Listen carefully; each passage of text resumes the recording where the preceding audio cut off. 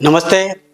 Healthy life by doctor Thombare या YouTube channel आपलं सर्वांचं स्वागत. आतापर्यंत आपण मूलाधार चक्र, स्वाधिष्ठान चक्र कशा पद्धतीने सक्रिय करावं, त्याचे फायदे काय होतात ते आपण पाहिलं.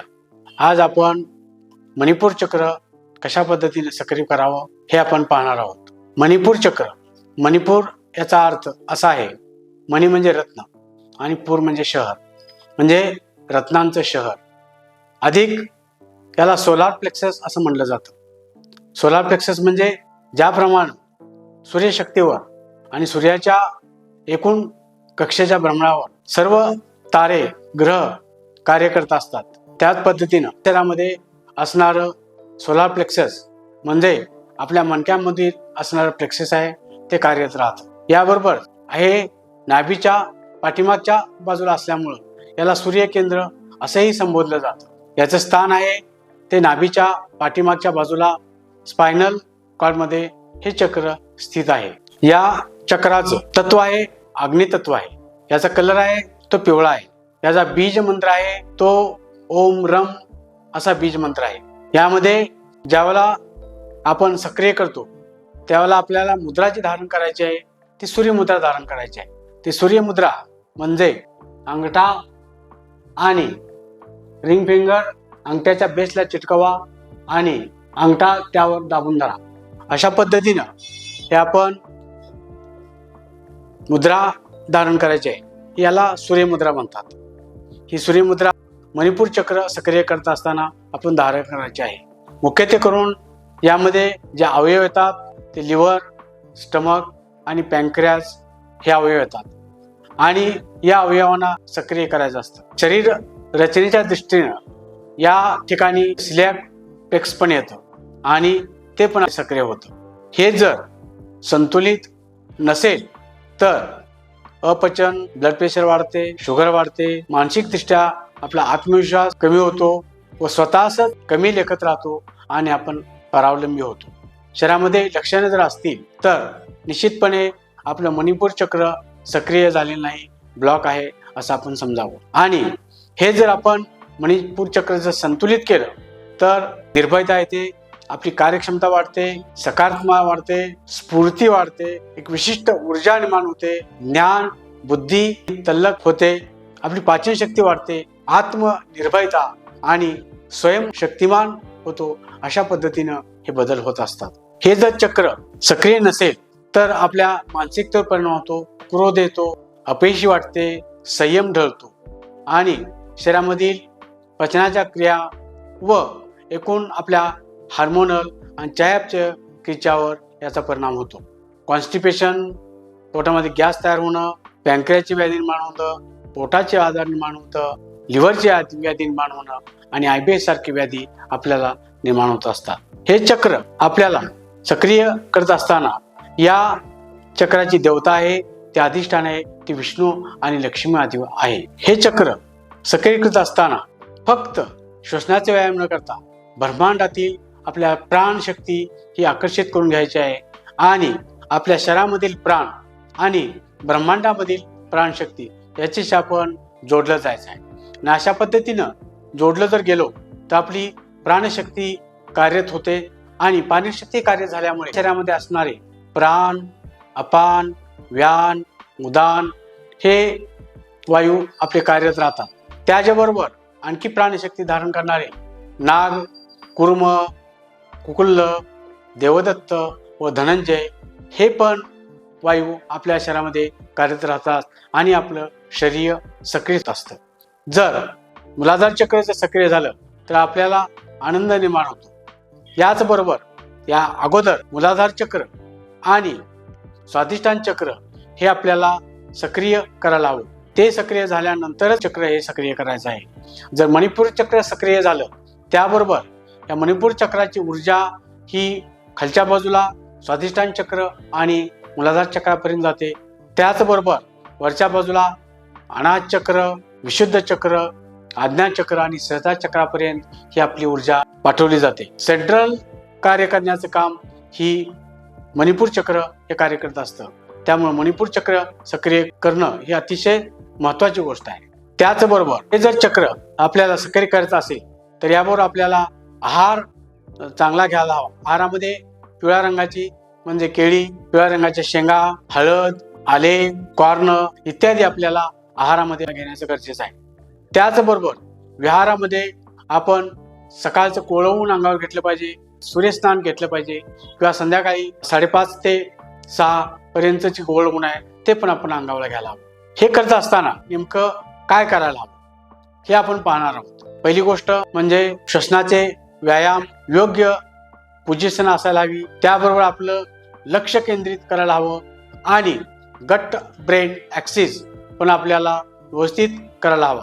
त्यासाठी श्वसन, आपली पोझिशन व्यवस्थित घेणं, आपलं लक्ष केंद्रित करणं गरजेचं आहे.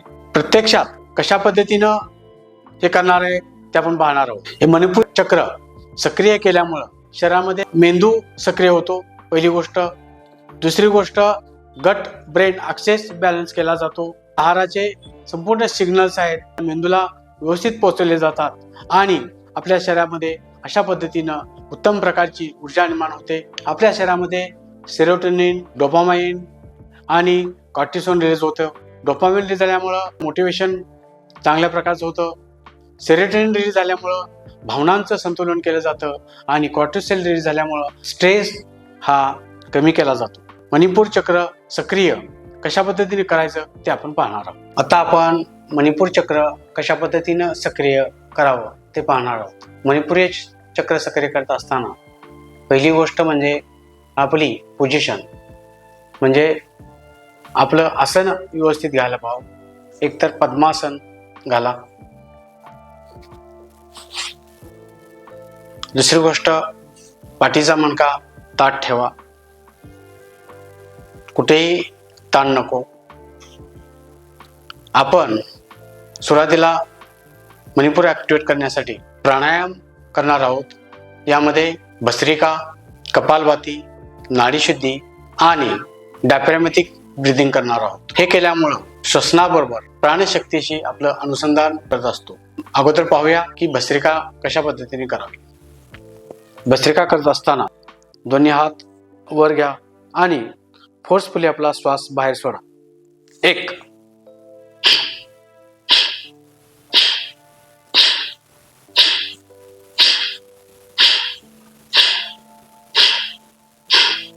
अशा पद्धतीनं 20 स्ट्रोक करावे. हा एक्सरसाइज 3 ते 4 मिनिटं करावा. यानंतर कपालभाती कशा पद्धतीने करायची ते पाहणार आहोत. कपालभाती करत असताना प्रत्येक श्वास बाहेर गेला पाहिजे आणि श्वास बाहेर टाकत असताना पोट हे आत गेलं पाहिजे. त्यासाठी आपला डावा हात पोटावर ठेवा आणि श्वास बाहेर टाका.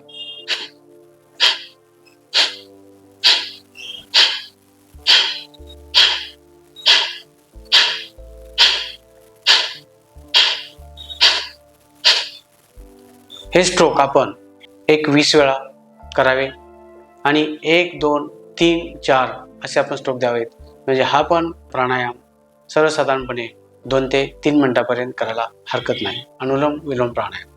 यामध्ये उजव्या हाताची प्रणव मुद्रा करा. उजव्या हाताच्या अंगठ्याने उजव्याही नाकपुडी बंद करा आणि डावी नाकपुडीने श्वास घ्या. त्यानंतर डावी बंद करा आणि उजवीने श्वास सोडा. त्यानंतर उजवीने श्वास घ्या आणि डावीने सोडा. हे एक आवर्तन होते. ही आवर्तन आपल्याला 2 ते 3 मिनिटं करायचे आहेत. प्रत्यक्षात पाहूया आपण कशा पद्धतीने करायचे ते. उजवी नाकपुडी बंद करा. डावीनं श्वास घ्या. 1, 2, 3, 4. डावी बंद करा.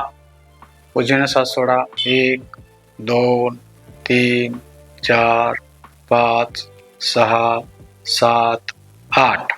उजवीने घ्या. 1, 2, 3, 4. उजवी बंद करा. डावीने सोडा. 1, 2, 3, 4, 5, 6, 7, 8. 5 ते 6 आवर्तन करा. Diaphragmatic breathing. आपलं ब्रिदिंग होत असताना बऱ्याच वेळेला आपण श्वास उथळ घेतो.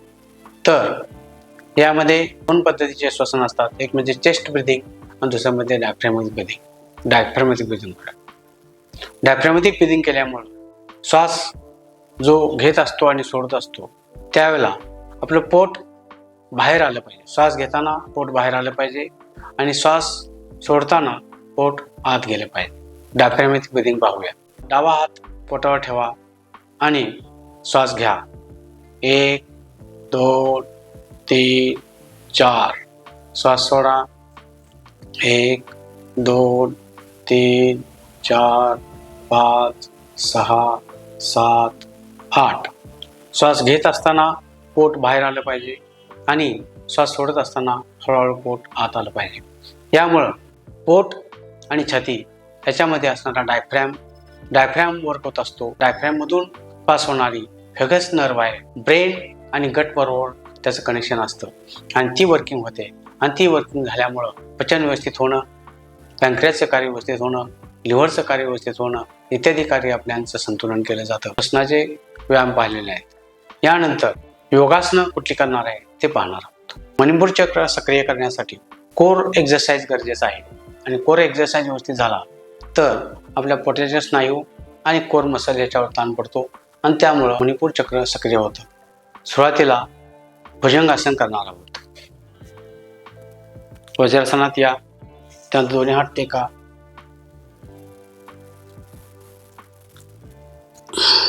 श्वास घ्या.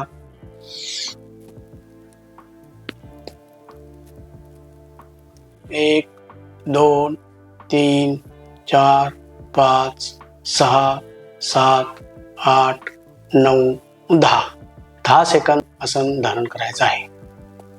यानंतर आपण धनुरासन करणार आहोत. यामध्ये पोटावर झोपा.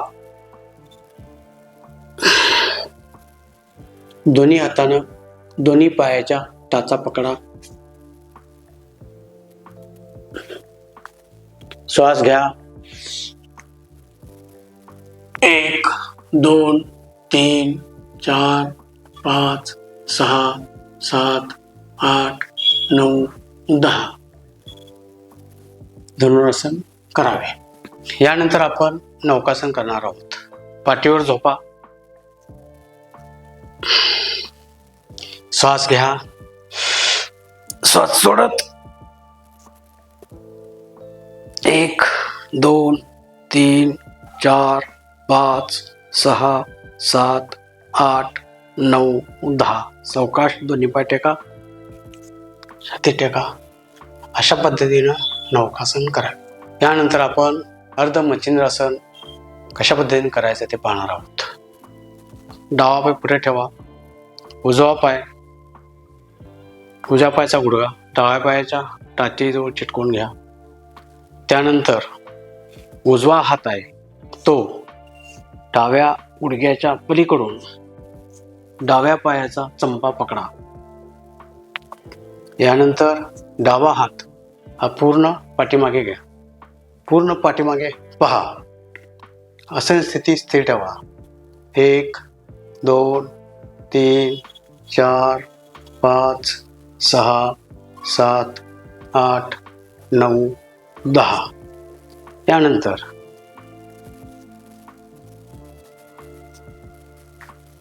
डावा गुडघ्याजवळ उजव्या पायाची टाच टेका.